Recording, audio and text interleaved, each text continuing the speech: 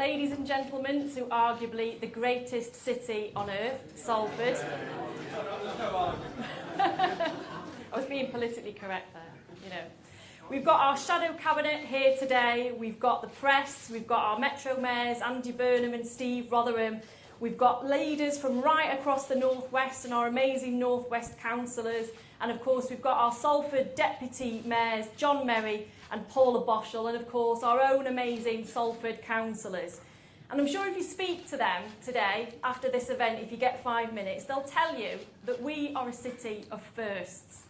As one of the first industrial cities, we were the birthplace of the first industrial revolution. We then led the world in the second as thousands of people flocked to Trafford Park every day to make everything from soap to machinery. We opened the world's first free public library, and we were the birthplace of the trade union movement with the creation of Salford and Manchester Trades Councils. But we also want to build a future that's worthy of our great past. The Media City UK development that you're in today at Salford Quays has changed the face of the city. It's created a globally important home for creative, digital and media industries, and it highlights what a Labour council can do despite hard circumstances. Our university leads the world in research on issues such as renewable energy, robotics and children's cancer treatments. And we're proud to actually be made up of 60% green space, a fact that most people don't realise. And we're one of the first local authorities to declare a climate emergency. But despite all these great things, it's our people that really make us who we are. The strongest, proudest, kindest people you're ever likely to meet. Well, they've had more than their fair share of struggles over the last decade. We've got regeneration programmes changing the city's most deprived communities, yet still life expectancy for some of our areas is shocking when you compare that with life expectancy in wealthier parts of London and the South East. And with all the talk of HS2 and getting faster links to London, many people in Salford can't get from one side of the city to the other. And when they see how much investment is being channelled into parts of London in the South East, they're right to feel angry about that lack of attention and lack of investment. And the story's true right across the North West. And if you add to that 9 years of horrific austerity, savage cuts to our local authority budget, to NHS and public services, and you've got a city that's barely able to survive. Now, sadly, despite all of that, we also face the threat of a no-deal Brexit that will decimate industry and suck power and wealth further away from us.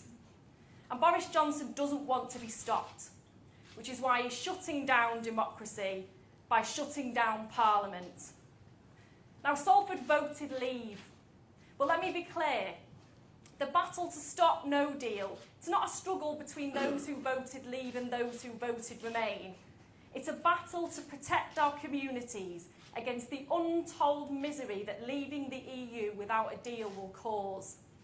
So without further ado, I'm really proud and pleased that we've got our leader, Jeremy Corbyn, here in Salford today. And he's going to outline Labour's plans to stop a horrific no-deal Brexit. Welcome, Jeremy.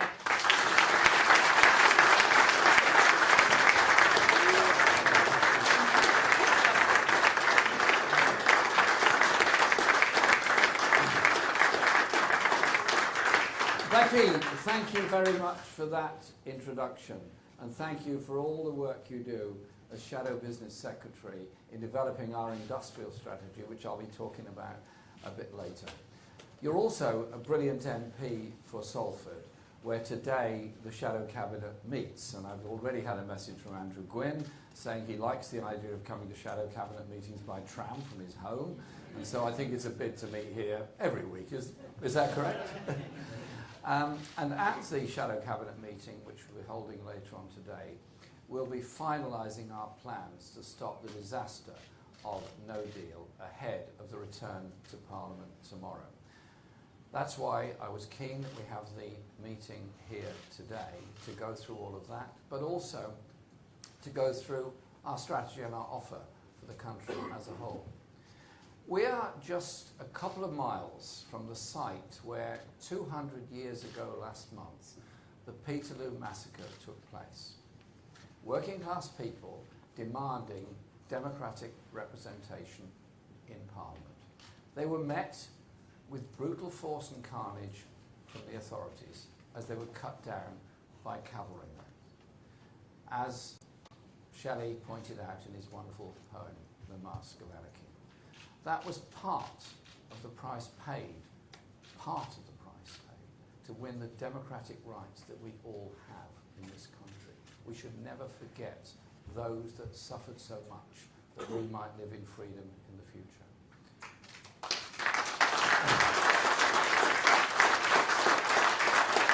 Like all progressive change, democracy was won from below. It wasn't handed down from above. So when a Prime Minister who hasn't won an election and who doesn't have a majority decrees that Parliament will be shut down because he knows his plan for a disastrous no deal doesn't have the votes, we say this is an attack on democracy which will be resisted. That was the message given loud and clear at protests all around the country at the weekend. I joined a large demonstration in Glasgow's George Square, and Labour MPs were on protest in many, many other cities all across the country. The people will not allow a phony populist cabal in Downing Street, in hoc to the vested interest of the richest, to deny them their democratic voice. And now the government is threatening to just ignore legislation it doesn't like. That is how the elite operates. The rules they set for everyone else only apply to them when it suits them. Labour will never try to silence Parliament, but we don't believe democracy stops there.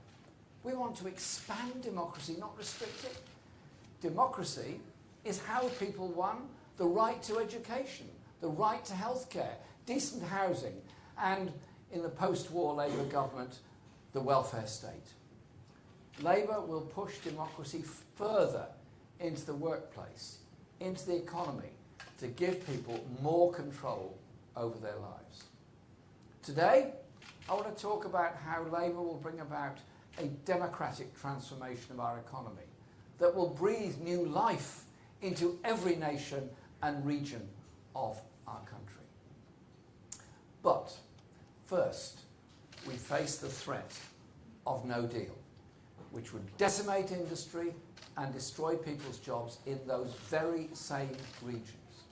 Johnson and his right-wing cabinet don't care about the economic cost.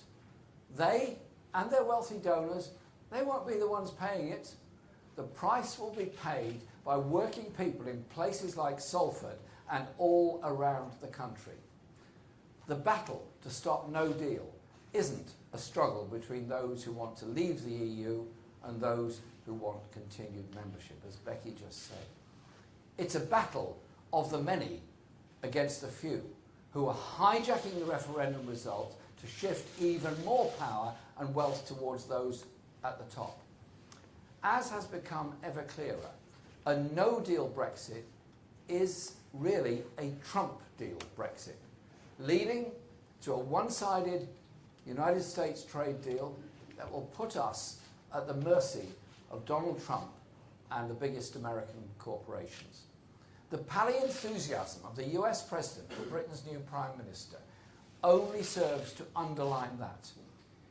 In Boris Johnson, Trump has found a compliant British leader who will dance to his tune.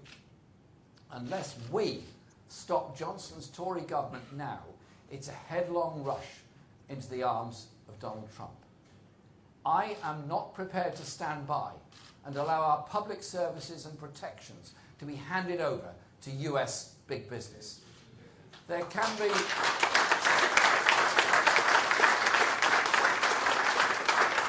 no doubt about the damage no deal will do to our economy. You don't have to take my word for it.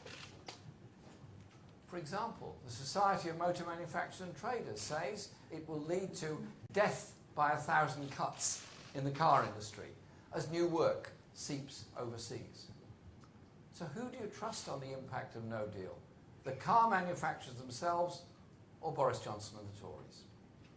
The Food and Drink Federation says shoppers will notice shortages of some foods within weeks of no deal. Again, who do you trust? Those who know the food industry inside out or Boris Johnson and the Tories? And last time I looked, Boris Johnson had never worked in a supermarket. The TUC says no deal will threaten people's hard-won rights at work. So who do you trust? The TUC, an organisation founded in Manchester that exists to look out for workers, or Boris Johnson and the Tories? The impact will be especially hard on areas like the West Midlands, where so much of our car production is based. It's an industry that depends on no tariffs or friction at the border. Jaguar Land Rover, for example, can only prepare for days of disruption because the company uses 25 million separate parts every day. 10,000 people are employed in car production in Solihull, 9,000 in Coventry, 8,000 in Birmingham. Think of those workers and the stress and worry they're going through as they watch the Tory government charge towards an outcome that risks destroying their jobs. Imagine the damage to their communities, to that region, if that happens. It would tear the heart out of the West Midlands. The government can't claim to be building a Midlands engine and then follow a policy that trashes the car industry. Or think of Yorkshire and the Humber, where 10,000 people are employed in the steel industry. No deal would be a hammer blow to them, placing trade restrictions on virtually all steel companies' export markets and opening us up to cheap, protected US steel imports that would be the death knell for the UK steel industry. No deal equals no steel. Or look to the east of England, the region where the largest agricultural sector, employing more than 30,000 people. That sector is in serious difficulty if no deal goes through. The National Farmers Union says it would be catastrophic for British agriculture. Of course, the threat of no deal comes on top of the damage already done to industry by 9 years of Conservative government. Remember George Osborne's March of the Makers? It's easily forgotten, so don't worry if you haven't committed it to your memory. Or recall the time Conservative ministers suddenly started talking about an industrial strategy. They were hollow words. There are now 15,000 fewer people working in manufacturing industry than there were when the government set up the Department for Industrial Strategy 3 years ago. That is some achievement. And over the last decade, almost 500,000 manufacturing jobs have been lost, hitting regions like the North West and the Midlands very hard. The Tories always put first those who lend and speculate over those who actually make things. That's why it's the billionaire hedge funders who bankrolled Boris Johnson and his party who are calling the shots. While their wealth balloons, manufacturing workers are losing out on £55 per week under the Tories. Those workers are now £3,000 a year worse off than they would otherwise have been due to falling wages growth over the past 9 years. That's the Conservative record on manufacturing. Fewer people employed and stagnating pay. And with the lenders and the speculators in charge, wealth, power and opportunity aren't shared evenly across the country. They're concentrated around our capital. We have the worst regional inequality in Europe. Take spending on transport. It's currently £1,023 per head in London, compared to just £422 in the north. If it was allocated evenly across the country, the East Midlands would be getting double the amount per person it is now. None of this will be fixed by Sajid Javid when he delivers his con job pre-election spending review this week. Every recycled, hopelessly inadequate spending pledge put out by Javid, or rather by his political boss in number 10, only proves Labour's point that austerity is a political choice that has caused huge suffering and damaged our economy in the process. And if Javid's own staff can't trust him to protect them, what faith can workers across the UK have in the Chancellor of the Exchequer? Labour, in contrast, does have a serious and practical plan to get our economy working in every town, city, region and nation of our country with a record investment blitz. Our £250 billion National Transformation Fund, which John McDonnell, sitting here today, who is leading the way on, has said will be based outside of London in the north, will power a massive upgrade to our infrastructure from transport to energy to broadband. Let me just illustrate the scale of what we're proposing. Johnson, in his first days as Prime Minister, announced with great fanfare and a lot of hype a Towns Fund of £3.6 billion for capital spending on infrastructure. Our National Transformation Fund is 70 times bigger. That's the scale of investment our country needs after so many years of neglect. That's the scale of Labour's ambition. No more tinkering around the edges, and Labour will also set up a national investment bank backed up by a network of regional development banks to provide a further £250 billion of capital for emerging businesses and for cooperatives. The regional banks will have elected representatives, local stakeholders on their boards, allowing each region to rebuild its economy in its own terms, devolving economic power and getting the money where it's needed, what Andy Burnham often talked about when he was in the shadow cabinet. Take the southwest of England, which has some of the lowest paid areas in the whole country. That's why they need real economic power to take decisions locally, to deliver good jobs to their region, and why a Labour government would underpin that with a real living wage of £10 per hour by 2020. And we'll establish a new post bank operating out of post offices, stemming the tide of post office closures and helping to revive our high streets. As a national network with hundreds of branches in every region, the post bank will play a role in rebalancing our economy, with deposits in prosperous parts used to back loans to businesses in more deprived areas. For decades, politicians have told us the economy is beyond democratic control, like a force of nature that can lay waste to entire communities, and we just have to grin and bear it. It's an idea that suits the super rich and the corporations hoarding the wealth that we all create, because it makes change seem impossible. It demotivates people, it disempowers them. But it's not true. Through voting, through democracy, you can change in whose interests the economy works. Labour will extend democracy to the workplace through collective bargaining, workers on boards and our inclusive ownership funds, which will transfer billions of pounds into the hands of workers who are the real wealth creators. And when I say Labour will invest £500 billion, that's not just an abstract number on a financial spreadsheet. It stands for an economic transformation that will change your daily life. Investment on that scale, directed through a real industrial strategy, means good new jobs where you live. With a serious strategy and a radical Labour government, the economy can be a tool in our hands rather than the master of our fate. And that means we can restore prosperity to regions of our country that have been held back for too long. Let me give you a concrete example of what it will mean. Labour will invest in Crossrail for the north to link our great northern cities, from Liverpool in the northwest across to Hull in Yorkshire and up to the northeast.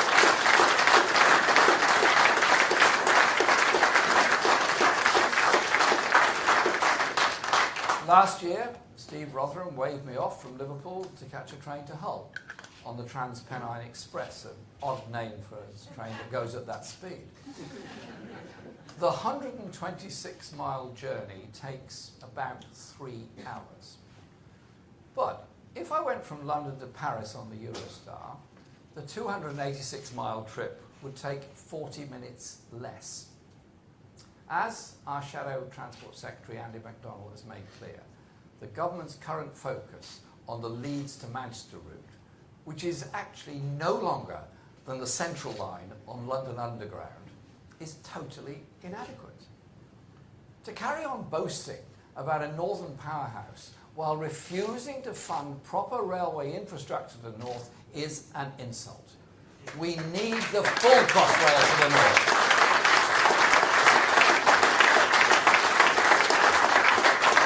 Just as local government leaders and mayors, including Andy Burnham, who's here, Joe Anderson, who's here, and Steve Rotherham, who's here, have called for, to ensure the north is no longer held back. Where this government fails, Labour will succeed and power up the north. A real industrial strategy and a serious economic plan will allow the government to prioritise what matters most. And nothing is more important than the climate emergency. This, as Becky pointed out, is the biggest crisis facing humanity, globally, nationally and locally. Rising sea levels and toxic air are as much of a threat here in Britain as anywhere. And just down the road, here in Salford, the university is at the leading edge of energy research and energy conservation, and I compliment them on the great work they've done, and I thank them for the visit I took to see their work. By directing investment to green technologies and retrofitting houses to increase energy efficiency, we will create jobs and reduce our harmful emissions at the same time. It will be a green industrial revolution. Many of those jobs will be in places that have never recovered from the destruction of industry at the hands of Thatcher's Conservatives in the 1980s. Labour's plan for a 7-fold increase in offshore wind energy will bring 12,000 good new jobs to Norfolk, 11,000 to the Humber, 10,000 to the North East. And the retrofitting of homes will create more than 8,000 jobs in the West Midlands, 4,000 in South Yorkshire and 1,700 in Derbyshire, whilst at the same time saving people money on their energy bills. There's a creative good all round through our green industrial strategy. Good quality jobs and strong local industries contribute so much to the identity of a place. But local identity is also bound up with the services people rely on and the community facilities that bring people together. When you lose your library, lose your swimming pool, or your public spaces, your Shore Start Centre has closed, it saps the spirit from the area. You feel a sense of decline. A sense of place is important, but it's been lost because of the gutting of local government by the Tories. And there are many councillors here who go through horrors every week of trying to work out how they're going to maintain services without sufficient funding from central government. It will come as no surprise to council leaders and councillors in the audience to learn that the cuts have not been spread evenly. They've hit the poorest areas the hardest. As our Shadow Community Secretary Andrew Gwynn has exposed, 9 out of the 10 most deprived councils in the country have seen cuts of almost 3 times the national average. Just think of that figure. 9 out of 10 have seen 3 times the national average of cuts. Conservative-run Northamptonshire has already collapsed, and with more cuts on the way, more councils could follow. Only Labour will end austerity, fund local government, and invest in all of the regions of our country, revive industry and manufacturing, and restore hope and pride in our communities. So first, we must come together to stop no deal. This week could be our last chance. We are working with other parties to do everything necessary to pull our country back from the brink. Then we need a general election. When a government finds itself without a majority, the solution is not to undermine democracy. The solution is to let the people decide and call a general election. It is the people, not an unelected Prime Minister, who should determine our country's future. An election is the democratic way forward. To give the people the choice between the two very different directions of our country. One that will see our industries run down while the super rich get even richer from a Trump deal Brexit. Or a different path that will bring good, secure, well-paid jobs to every region through a proper industrial strategy. That will end the inequality that blights our country. And that will usher in the democratic transformation of our economy so it works for the real wealth creators, the people. And in that election, Labour will give people the chance to take back control and have the final say in a public vote with credible options on both sides, including the option to remain.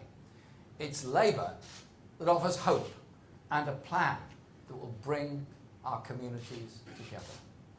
We won't shut down democracy and hoard power in Westminster. We'll spread wealth and power to every region and nation of our country. Thank you.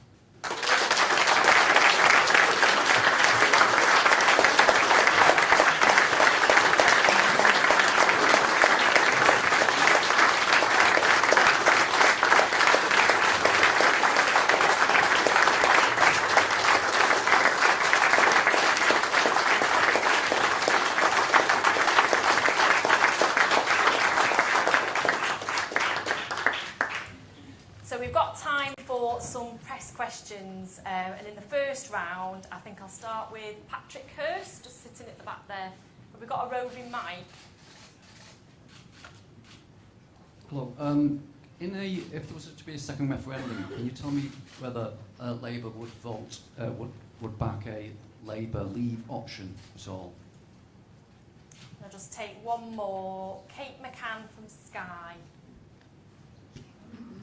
Hi, Kate McCann from Sky News. Mr Corbyn, Tony Blair has asked you to block a future general election, but from what you've just said there, it sounds like it's something you would support. So if Boris Johnson seeks an election in the coming weeks, would you support that under any circumstance at any time? And if I may, is a vote of no confidence still on the table, and if so, when? Thank you. Okay. Thanks for those two questions.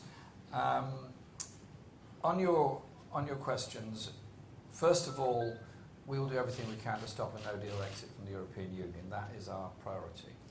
The vote of no confidence is very much there on the table. It's not an either-or. Both options are absolutely there. And we will do everything we can in the coming weeks to prevent a no-deal.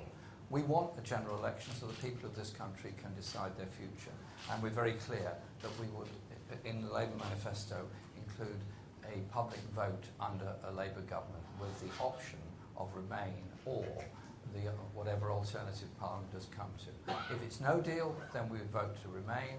If it's any other deal, then our party's democratic processes will decide what position we take. But it's very, very clear there will be that choice that is put there. And we'll do everything we can this week to prevent the government actually usurping the power of Parliament and taking this country out on the 31st of October. Okay, we've got Kevin Fitzpatrick from the BBC. Would you back a general election even if it means that we could leave the EU without a deal on October the 31st? And here in the North West, in the 10 constituencies with the highest Leave vote, 7 of those currently have Labour MPs. So how would you convince at a general election Leave voting Labour supporters not to abandon the party if you're seen to block Brexit? And Kate Proctor from The Guardian. Hi. Mr Corbyn, you've said that you'll try and do anything to block no deal, but does that include working with the Conservatives? So if Conservative rebels this week put down a motion to try and block no deal, would Labour fall behind it? Or is it only the case that you would go for it if it was a Labour, if Labour put the motion forwards?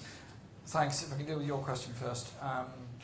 I have met the leaders of all of the other opposition parties, with the exception of the DUP, last week in my office. I provided them with coffee and good quality biscuits, and they drank the coffee and enjoyed the biscuits, and then thanked me for having the meeting.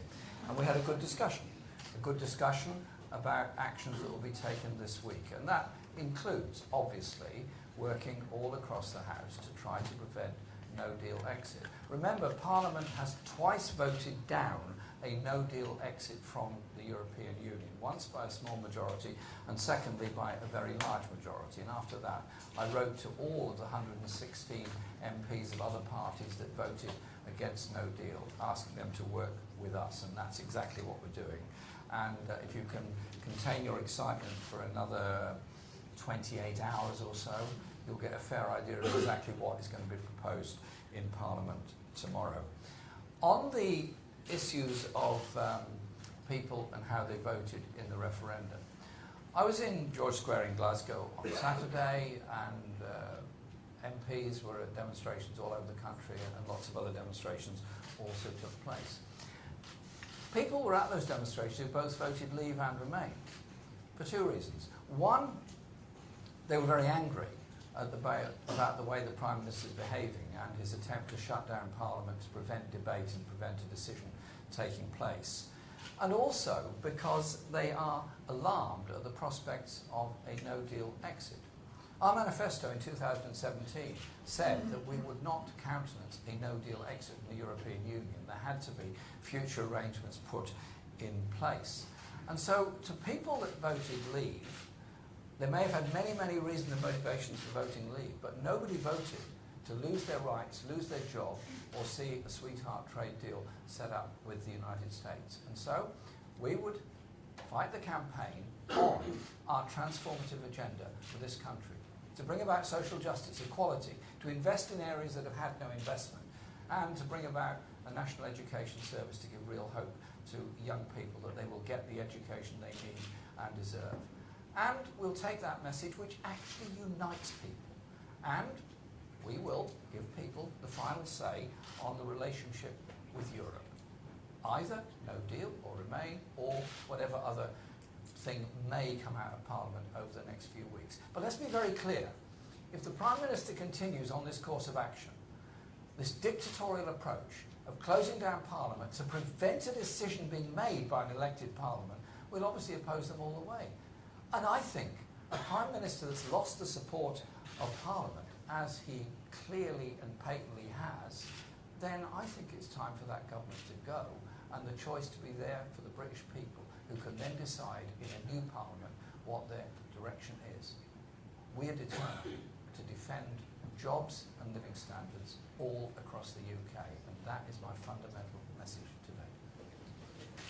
I think we've got Jen Williams from the Manchester Evening News. Hi, yeah, I just wondered whether you thought that maybe Labour had left it a little bit late to be doing the cross-party working that you're doing now, drawing up legislation and so on. And do you think that the party's lack of clarity on its Brexit position has partly contributed to where we are now? And Liz Piper from Reuters.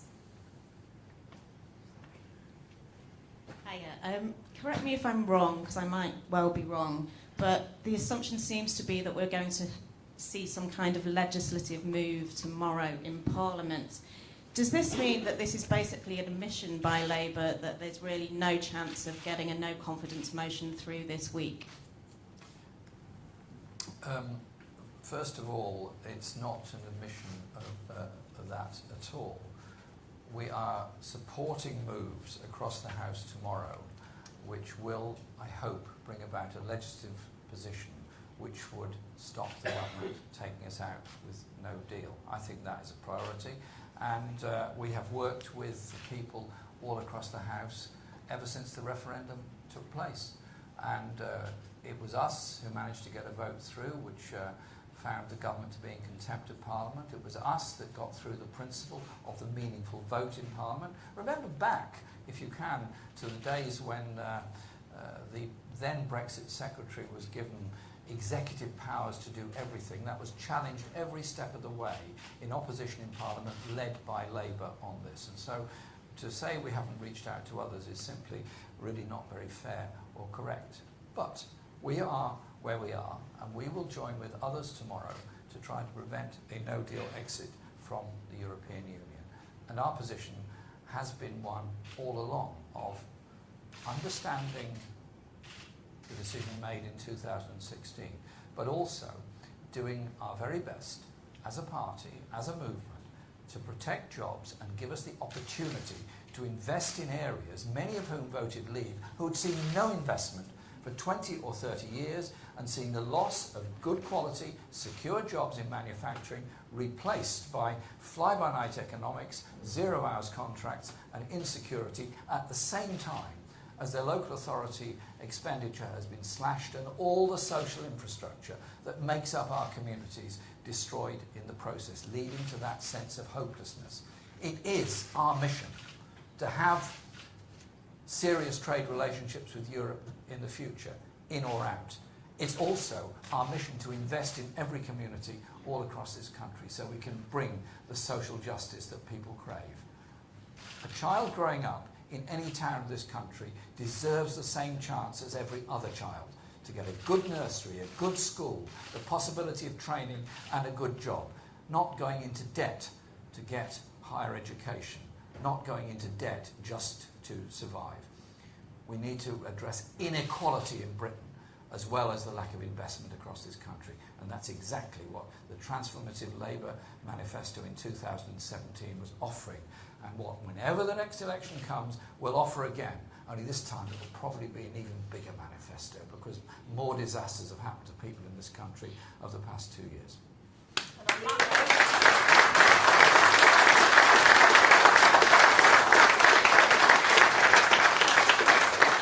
And on that note, I can confirm it will be an even bigger manifesto. The bag's under, I think, a lot of the Shadow Cabinet's eyes, a testament to that, but it's going to be good. But on that note, I just want to draw, sorry, I haven't got any time for any more questions, I'm afraid.